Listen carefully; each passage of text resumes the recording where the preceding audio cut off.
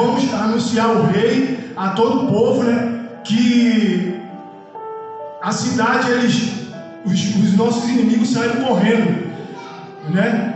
E é interessante que essa semana o Senhor me cobrou muito lá no trabalho, né? Porque nós somos portadores das boas novas de Deus, né? Nós somos portadores, independente do que nós estamos passando, né? O Senhor, Ele não tem culpa do que nós estamos passando, seja a luta, escassez, o desemprego, a enfermidade, né? Os sonhos que não foram ainda concluídos, né? Que nós ainda não alcançamos diante do Senhor. Deus não tem culpa, né? E muitas vezes nós tentamos nos lamentar, né?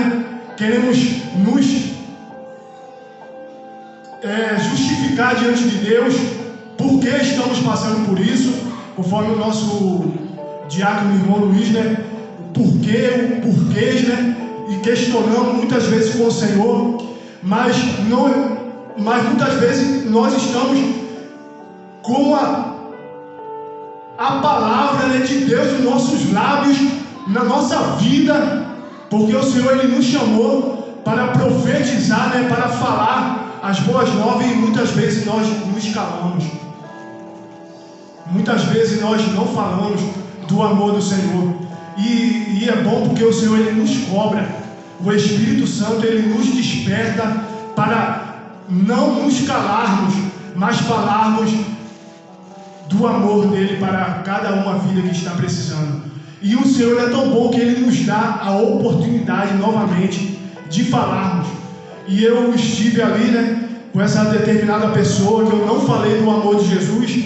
Essa pessoa estava passando um momento muito difícil e tinha várias pessoas ao meu redor. Eu disse: agora, meu Deus, como é que eu vou falar de Ti aqui, ó Pai? Como é que eu vou falar, Senhor?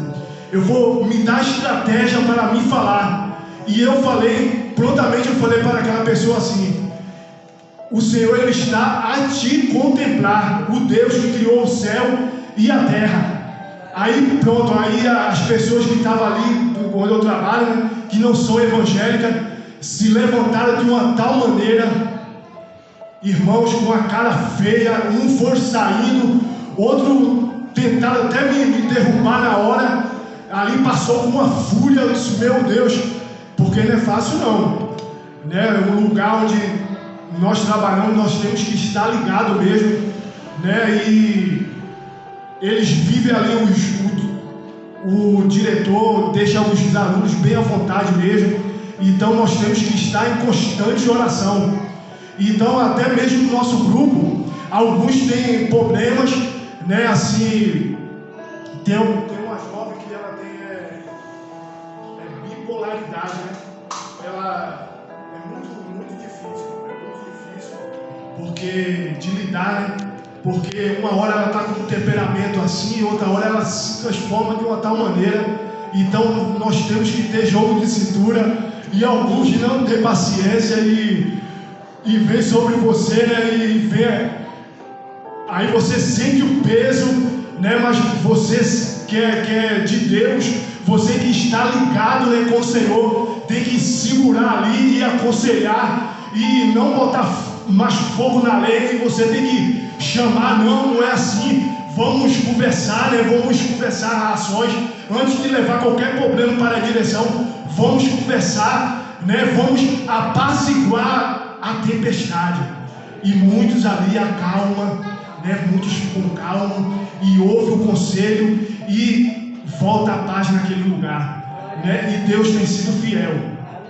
Deus tem sido fiel mesmo, né?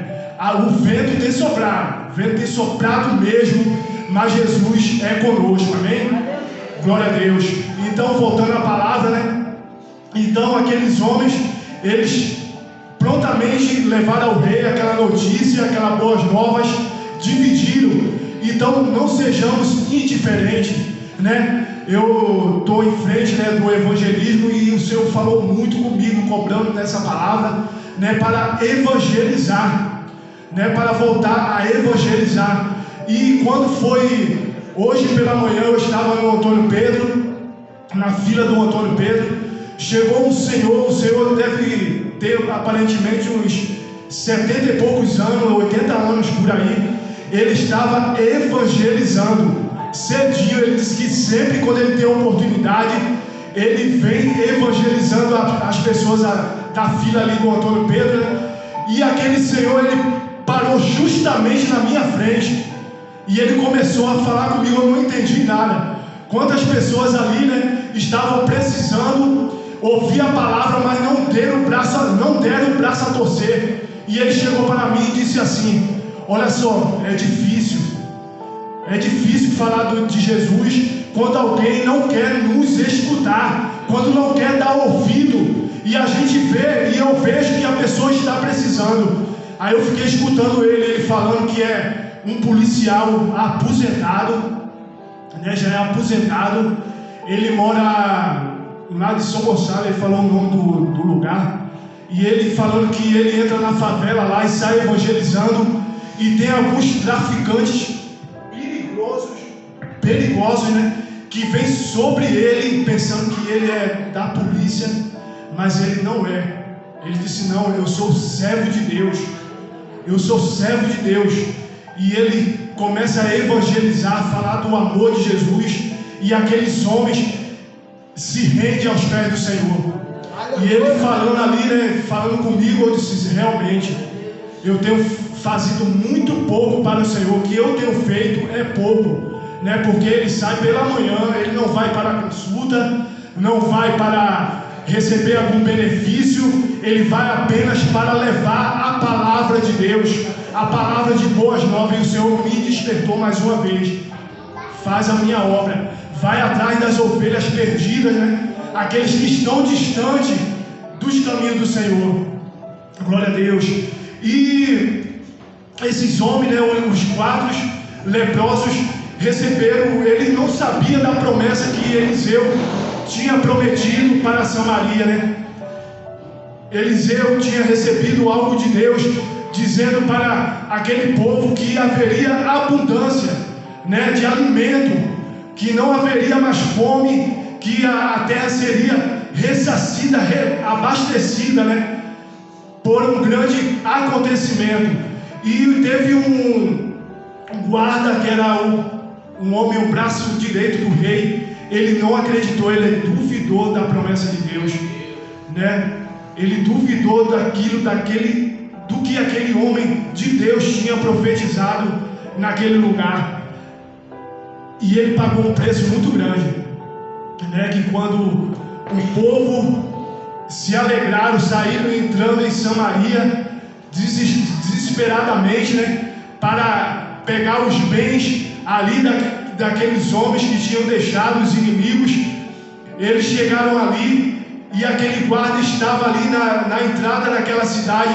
Ele foi atropelado, ele foi pisado por aquele povo, porque ele não creu na promessa de Deus. Mas Eliseu tinha profetizado, dizendo que ele viria, mas não iria participar do que Deus tinha prometido, porque não foi o homem que prometeu, que profetizou naquela terra. Foi Deus, o próprio Deus, que usou aquele homem para profetizar e dizer que haveria abundância, porque haveria naquela cidade, as mulheres estavam chegando ao ponto de se alimentar, de cozinhar o seu próprio filho para se alimentar, para não morrer de fome, né?